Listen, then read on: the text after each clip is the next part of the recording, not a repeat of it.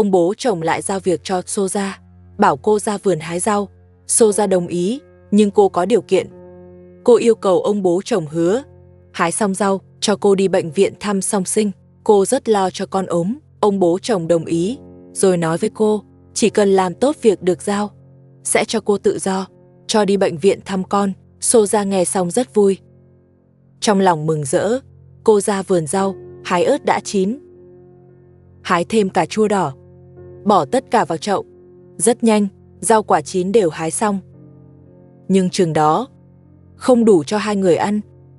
Lúc này, Soja thấy góc vườn, một loại cây giống rau. Cô không biết là gì, nghĩ trong vườn đều ăn được, nên thu hoạch hết, cũng bỏ vào chậu. Như vậy đã đủ ăn. Soja bưng chậu rời vườn, định ăn xong đi bệnh viện. Cô vào phòng khách, ông bố chồng hỏi đã hái gì. Soja đặt chậu xuống cho xem, nói rau ăn được đều hái về. Cô chuẩn bị nấu cơm, nhắc ông đừng quên lời hứa đã nói trước đó. Ông bố chồng thấy có gì đó sai, liền hỏi đó là gì. Soja nói trên cùng là rau. Ông bố chồng tức giận ném vào cô, nói đó là cỏ dại. Mang cả chậu cỏ lừa ông sao? Soja nói đó là rau. Ông bố chồng nói đó là cỏ. Muốn bắt ông ăn cỏ à? Soja nói hái trong vườn, vừa làm sao có cỏ dại. Ông chỉ cho cô xem, nói cỏ này cho dê ăn, muốn coi ông là dê à? Soja nói cô không biết, chỉ biết trong vườn đều ăn được, nên mới hái. Hóa ra cô không biết rau, nên nhầm cỏ thành rau. Ông bố chồng xem lại, các thứ trong chậu, ngoài một ớt và cà chua, còn có ít rau thật. Ông cầm lên xem, thấy vẫn ăn được, rồi bỏ lại chậu. Ông bố chồng nói, rau hái quá ít, không đủ ăn, còn mang cỏ lừa ông, nói cô cố ý, rồi bắt đầu mắng chửi. Soja lấy thêm cỏ trong vườn, định nấu cho ông ăn. Ông bố chồng tức giận, hỏi cô sao lại làm vậy. Soja nói cô không biết đó là cỏ, chỉ biết trong vườn đều là rau. Xem ra cô không biết rau, nếu không, cô đã không nhầm cỏ thành rau. Ông bố chồng cầm cỏ nói, đây là cỏ cho dê ăn. Mang qua lừa ông, thật nghĩ ông không biết sao. Soja nói cô cũng không rõ, chỉ biết trong vườn đều ăn được. Người kể cũng bó tay, cô còn không phân biệt rau và cỏ. Ông bảo dọn cỏ dưới đất, vứt đi rồi nấu cơm ngay. Soja dọn cỏ thì hỏi ông, lời hứa lúc nãy còn tính không? Ông hỏi chuyện gì? Soja nói ông đã hứa, ăn xong sẽ cho đi bệnh viện, thăm song sinh. Ông nói mình không quên, nhưng còn xem cô làm việc thế nào. Ăn xong rồi nói tiếp. Soja nói cô đi nấu cơm ngay. Ông bố chồng bảo chờ đã. Ông bố chồng nói trong nhà nóng quá, ông muốn ra sân ngồi cho mát, bảo Soja ra trải thảm. Soja có việc cần nhờ ông nên đồng ý. Cô ra sân trải thảm. Trải xong thảm, ông bố chồng lại chê đất bẩn, bảo Soja quét dọn. Soja lấy chổi quét sân. Lúc này bà mẹ chồng không có nhà, trong nhà chỉ còn hai người. Ông bố chồng càng thoải mái, việc giao cho Soja ngày càng nhiều. Soja quét xong sân, rồi vào bếp nấu cơm. Cô nghĩ ăn xong, ông sẽ cho đi bệnh viện thăm song sinh. Soja nghĩ quá đơn giản. Khi cô đang nấu cơm, ông bố chồng lại vào phòng khách, bảo cô dừng tay lại. Chưa được nấu cơm, bảo bế song sinh ra ngoài, ông sẽ trông chừng. Soja buông việc trong tay, ra bế song sinh, đặt lên thảm ngoài sân. Quay người định vào bếp, ông lại bảo lấy gối tựa. Soja đi lấy gối cho ông. Ông lại hỏi song sinh có đói không, bảo Soja cho bú. Soja nói song sinh chưa đói, rồi quay vào bếp. Ông nói dù đói hay không, cũng phải cho bú ngay. Soja hầu ông ngồi nghỉ ngoài sân, rồi mới định đi nấu cơm. Ông nói song sinh đói phải cho bú trước. Soja nói nấu xong cơm rồi tính. Ông nói muốn đi bệnh viện, phải cho song sinh bú trước, nếu không thì không cho đi. Soja không để ý ông, tiếp tục vào bếp nấu cơm. Cô chờ ăn xong sẽ đi bệnh viện. Soja bận rộn trong bếp. Cô rửa cà chua và ớt hái từ vườn, rửa sạch rồi bày ra đĩa, lại lấy bánh mì ra, bưng tất cả ra ngoài. Còn lỡ đá bay giày của ông, cô đặt đồ ăn trước mặt ông, bảo ông ăn đi, rồi nói với ông ăn xong sẽ đi thăm con. Ông nói ăn xong cũng không được đi. Vì song sinh còn chưa bú. Xô ra nói song sinh chưa đói, cô đi rồi về ngay, sẽ cho bú sau. Ông không đáp lời, ông nhìn cà chua trong đĩa, nói cà chua chưa cắt. Bảo cô làm sao để ăn. Xô ra biết ông cố tình gây chuyện nên không dám cãi. Cô bưng cà chua lại, lấy dao cắt nhỏ. Ông bố chồng quá lười, gần như chờ Xô ra đút ăn. Xô ra vội đi thăm con nên cắt cà chua hơi gấp. Lỡ làm đứt tay, ông lại mắng cô vô dụng. Đến cắt cà chua cũng không xong, Xô ra nói bị thương là do ông. Ăn cà chua cũng bắt phải cắt, ông nói răng yếu, nhờ cô cắt thì sao? Mọi người thấy ông nói vậy có quá, không. Xô ra bị đứt tay, đứng dậy vào phòng ngủ, băng bó sơ qua, rồi ra ăn cơm. Ông lại bắt đầu gây chuyện, chê bữa trưa quá đơn giản. Chỉ có cà chua và ớt, ăn sao nổi. Xô ra nói trong vườn chỉ có vậy. Cô cũng hết cách, muốn ăn ngon thì tự đi mua. Ông hỏi sao, không xào trứng với ớt. Xô ra nói trong nhà hết trứng, chỉ có vậy thôi. Rồi hỏi ông có ăn không, nếu không ăn thì cô ăn. Ông nói ông không ăn vì không hợp khẩu vị. Xô ra nghe vậy cũng không chờ ông ăn. Cô cầm bánh mì ăn trước. Ông thấy cô ăn rồi, liền nói bữa cơm này không làm ông hài lòng nên cô không được đi bệnh viện thăm con.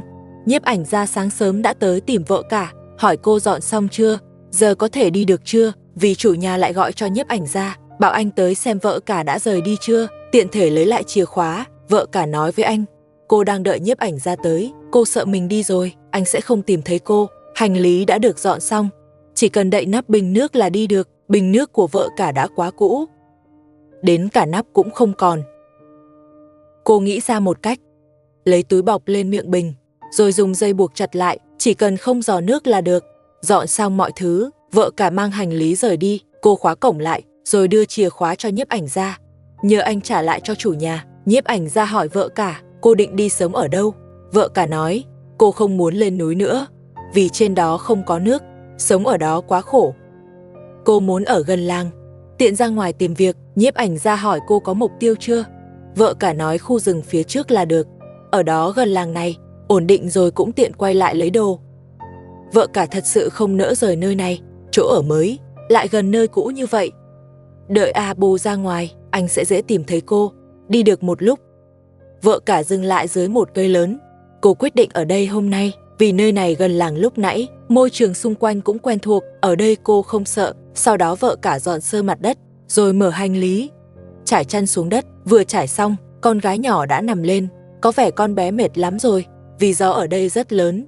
Vợ cả sợ chăn bị thổi bay, nên bảo con gái cả mang đá tới, đè lên chăn. Xong xuôi, vợ cả mở bình rót nước, đưa cho con gái cả uống. Sau đó cả ba cùng uống. Thời tiết giờ quá nóng, sống ở đây đúng là chịu khổ. Vợ cả chỉ mang theo chút nước này, cùng lắm đủ uống một ngày. Bọn trẻ uống xong lại đói. Vợ cả lấy dưa leo và cà chua đã rửa sạch, đưa ra cho các con ăn. Vợ cả lại sống cuộc đời lang thang. Nhiếp ảnh gia cũng không còn giúp được nhiều, dù sao thì thu nhập quay video cũng không cao. Hơn nữa, anh còn phải lo bữa ăn hàng ngày cho họ. Những thứ đó đều tốn tiền. Vợ cả muốn thay đổi cuộc sống, chỉ có thể dựa vào chính mình.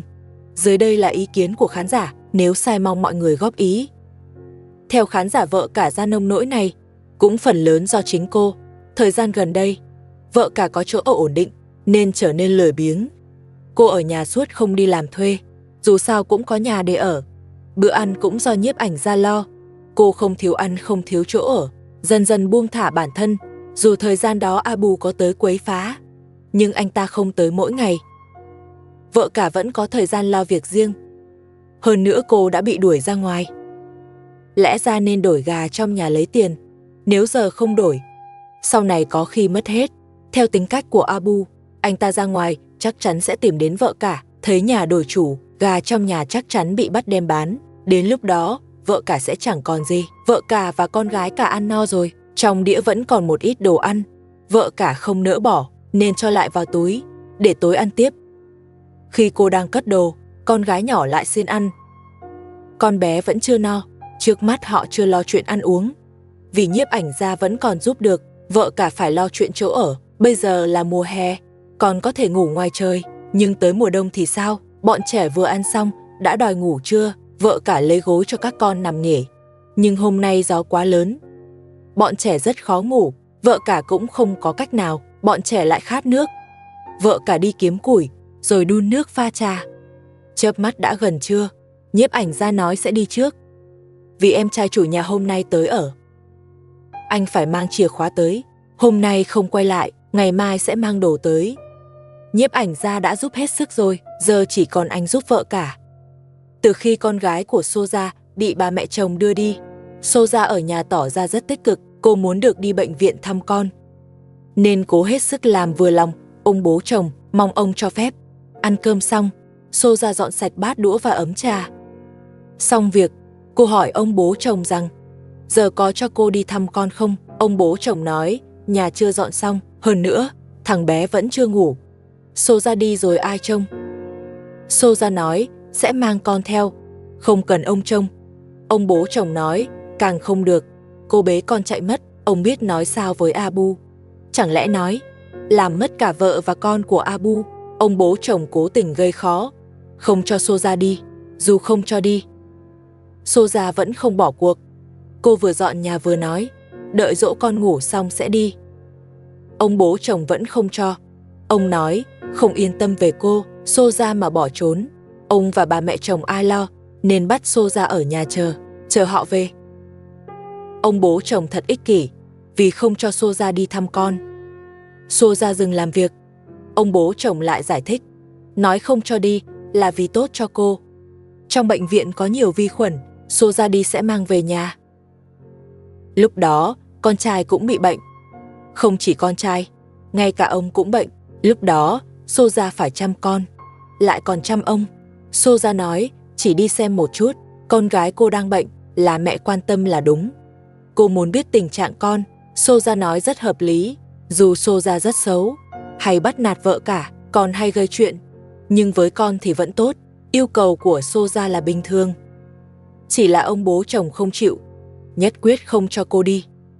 Nhiếp Ảnh Gia thấy cô lo cho con, nên lấy video hôm qua cho cô xem, để cô biết tình hình con, ít nhất cũng bớt lo lắng. Soja lại khóc, cô cầm điện thoại của Nhiếp Ảnh Gia, nhìn con gái đang điều trị trong viện, nước mắt rơi không ngừng. Xem ra Soja cũng có tình cảm, nhưng cô chỉ dành cho con mình. Còn với người khác, cô vẫn tàn nhẫn như cũ. Soja xin lỗi con qua màn hình. Cô nói con bị bệnh, mà cô không thể ở bên. Cô còn hỏi, Nhiếp Ảnh Gia, bao giờ con gái được về nhà? Nhiếp Ảnh Gia không đáp, cho xem video đã là tốt lắm rồi. Ông bố chồng thấy cô bình tĩnh lại, liền bảo đừng nghĩ nhiều, ở nhà dọn dẹp cho tốt. Con gái sớm muộn cũng về. Nhiếp Ảnh Gia lấy lại điện thoại. Soja ngồi khóc dưới đất. Ông bố chồng lại tới nói, bảo cô đừng buồn nữa, mau đứng dậy làm việc. Xong việc, còn phải du con trai ngủ. Soja trấn tĩnh lại, rồi làm theo sắp xếp của ông. Ông bố chồng chơi với cháu trai, bảo cháu chờ chút nữa, đợi Soja làm xong việc, sẽ được uống sữa. Giờ ông chẳng làm gì, chỉ sợ cháu đói. Ông bố chồng quá cưng cháu, ông giục Soja làm nhanh, vì cháu lớn đang đói. Soja nói, mình làm rất nhanh rồi. Một lúc sau, cô dọn xong một chỗ, rồi bế con trai qua nằm đó, cho con nghỉ ngơi, rồi tiếp tục làm việc. Ông bố chồng thấy cô còn bận, liền nói ra vườn xem rau. Có gì chín thì hái về, để Soja nấu cho ông ăn. Ra ngoài rồi, ông không vào vườn, chỉ dùng gậy khều bên ngoài, xem còn rau ăn được không. Thật ra, vườn đã hết rau, vì hôm qua Soja hái hết rồi. Ông bố chồng không tìm được gì, lại quay vào nhà, thấy Soja còn bận, ông bảo không có rau, bảo nấu khoai tây và hành. Trước khi nấu, ông lại bảo Soja vào phòng ông, tưới hoa trong đó, còn dặn Hoa giao cho cô. Nếu chết, ông sẽ xử cô. Soja không dám chậm trễ, cô múc nước tưới xong, còn mở cửa sổ, giữ phòng thoáng khí. Vì nếu Hoa chết, ông bố chồng sẽ phạt thật. Soja rất sợ ông, vì sợ bị trừng phạt, Ông bảo tưới hoa. Cô tưới rất kỹ, còn dựng thẳng cây đổ. Rồi cầm bình nước, tưới hết hoa ngoài sân. Người kể cũng nể Xô ra. Cô chịu nhẫn nhục hơn vợ cả, chỉ để có nhà lớn. Ở nhà chịu đủ khổ. Dù vậy, Xô ra vẫn không bỏ cuộc. Sau khi tưới xong hoa, ông bố chồng lại giục nấu cơm. Xô ra mang bát đũa ra rửa. Người kể thấy lạ, họ rửa bát trước bữa ăn. Có lẽ do thói quen. Xô ra rửa xong, đem cất vào bếp. Cô không nấu ngay, mà qua nói chuyện với ông. Cô nói, khoai và hành không đủ ăn. Muốn ra ngoài mua thêm, ông bố chồng biết đó là cớ. Cô muốn đi thăm con, nên không cho đi, bảo không có khoai thì thôi, ăn tạm bánh mì là được. Xô ra nghe ông không cho đi, cô lại nghĩ cách khác. Cô bế con trai tới, nói sữa bột của con hết rồi. Nếu không mua, cháu nội sẽ bị đói. Ông bố chồng giả vờ không nghe, cúi đầu im lặng. Xô ra lại đổi cách. Cô hỏi, ông cúi đầu có phải bị bệnh? Nếu bệnh, cô có thể đi mua thuốc. Tóm lại, Xô ra tìm mọi cách để đi thăm con. Nhưng ông vẫn không cho, ông nói mình không bệnh. Chỉ muốn yên tĩnh, bảo cô đừng làm phiền nữa. Xô ra đứng đó sốt ruột, không có lời cho phép, cô không dám đi. Thật quá đáng, đi thăm con thì có sao, cần phải cấm như vậy à? Ông bố chồng không trả lời, Xô ra cứ đứng chờ, ông thì cúi đầu. Xem ai chịu được lâu hơn. Vợ cả sắp gặp may, hôm nay nhiếp ảnh gia mang mũ nắng tới, hỏi đêm qua ngủ thế nào. Vợ cả nói, gió đêm còn lớn hơn ban ngày, cô chỉ lo cho hai con, hầu như không ngủ. Con gái cả cũng thức dậy, nói không muốn ở đây, ban đêm rất sợ.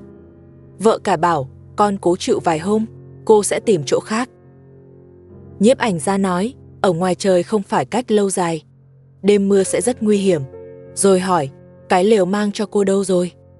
Vợ cả nói, hình như để ở nhà bà mẹ chồng. Cụ thể ở đâu thì không rõ, có thể trong Gra. Nhiếp ảnh gia nói, chiều sẽ qua tìm được sẽ mang tới. Anh thật sự tốt, luôn quan tâm vợ cả. Đang nói chuyện, một người chăn gia súc tới, trên tay cầm dụng cụ, thấy vợ cả ở đây, bảo họ rời đi, nói nơi này không được ở. Ban đêm có thú hoang, rất nguy hiểm. Vợ cả nói, không còn chỗ đi, hơn nữa đêm qua vẫn an toàn. Người kia khuyên, cô nên rời đi, quay về căn nhà cũ. Vợ cả nói, bị chủ đuổi. Vì em trai chủ về ở, nên phải dọn đi. Người kia nói, có thể thuê chỗ khác. Dẫn con ở đây rất nguy hiểm, lỡ có chuyện sẽ hối hận. Vợ cả nói muốn thuê, nhưng không có tiền. Người kia hỏi, chồng cô đâu? Vợ cả kể chuyện Abu phản bội, cùng chuyện bị ba mẹ chồng và Xô ra đuổi ra khỏi nhà. Người kia thấy cô thật sự bế tắc, liền muốn giúp. Ông nói, mình sống ở khu chăn nuôi phía trước, ở cùng con gái, sống trong lều, hỏi cô có muốn ở chung không? Vợ cả đồng ý. Người kia bảo cô thu dọn, rồi sẽ dẫn họ đi. Ông nói thêm, sở dĩ giúp cô, vì cô giống con gái ông, cũng bị chồng đuổi. Ông hiểu nỗi đau đó, nên muốn giúp vợ cả. Vợ cả gặp vận may, cô được người tốt kiêu mang. Người đó muốn cô yên tâm, nên tự giới thiệu.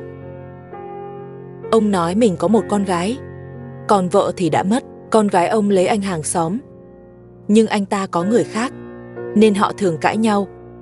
Con gái ông tức giận, nên về ở với ông. Họ đều là dân du mục, ông kiêu mang vợ cả, vì thấy hoàn cảnh giống nhau, cùng chịu khổ. Vợ cả hỏi, chồng và con gái ông có tới tìm không? Ông nói con gái muốn ly hôn, muốn bắt đầu cuộc sống mới, nhưng chưa tìm được chồng, nên chưa thể ly hôn. Vợ cả nói cũng muốn ly hôn Abu, nhưng Abu chưa trả tiền hồi môn, nên cứ kéo dài. Đợi Abu có tiền, cô sẽ ly hôn. Người tốt nói nếu không hợp, thì nên chia tay sớm. Tiền hồi môn không quan trọng, chỉ cần sống vui. Không tiền thì tự kiếm, cãi nhau nhiều hại con. Không sống được thì thôi, đừng ép bản thân, vui vẻ là quan trọng. Không biết vợ cả có nghe lọt tai không?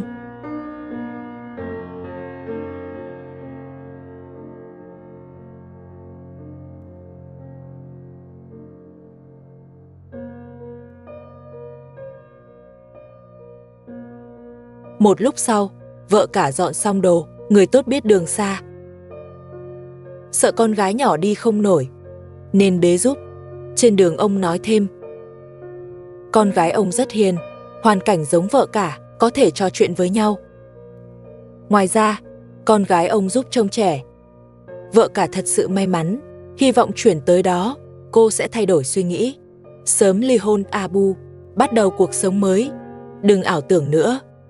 Ở với Abu sẽ không hạnh phúc.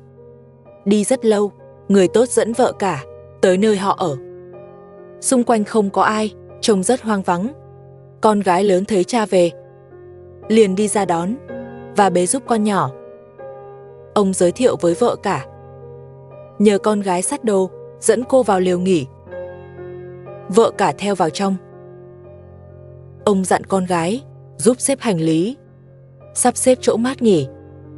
Cuộc sống vợ cả sắp đổi. Theo sự chỉ dẫn, cô vào lều bên cạnh. Lều tuy đơn sơ, nhưng tốt hơn ngủ ngoài trời. An toàn hơn nhiều. Vợ cả đưa con vào lều, đặt đồ xuống. Người tốt cũng tới. Mời cô ngồi nghỉ, rồi nhờ con gái mang nước. Con gái lớn tên là con gái lớn. Cô mang nước tới, rót cho cha trước. Rất hiếu thảo, giống vợ cả. Cha uống xong, con gái lớn rót cho vợ cả, rồi qua dọn lại lều. Cô lấy gậy trống, dựng lại lều. Không gian bên trong rộng hơn.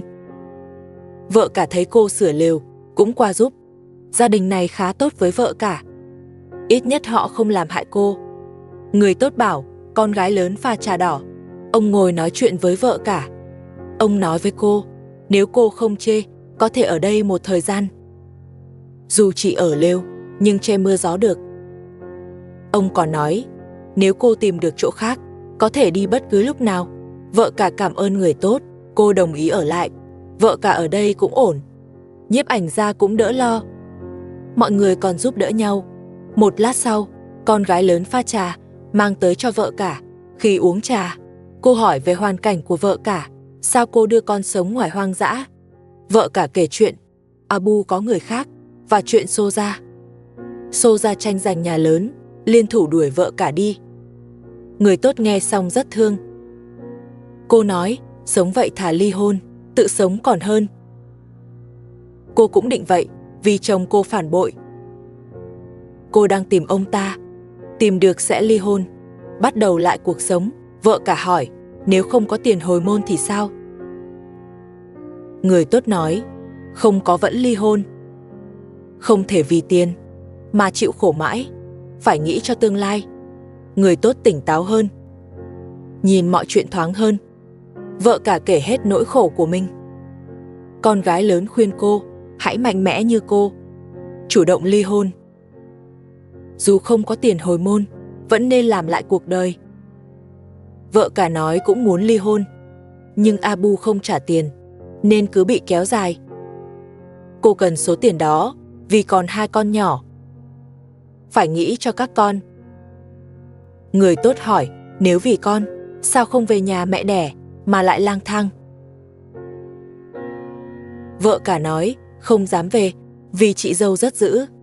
Cô từng về một lần, ở được 2 ngày, rồi bị đuổi đi.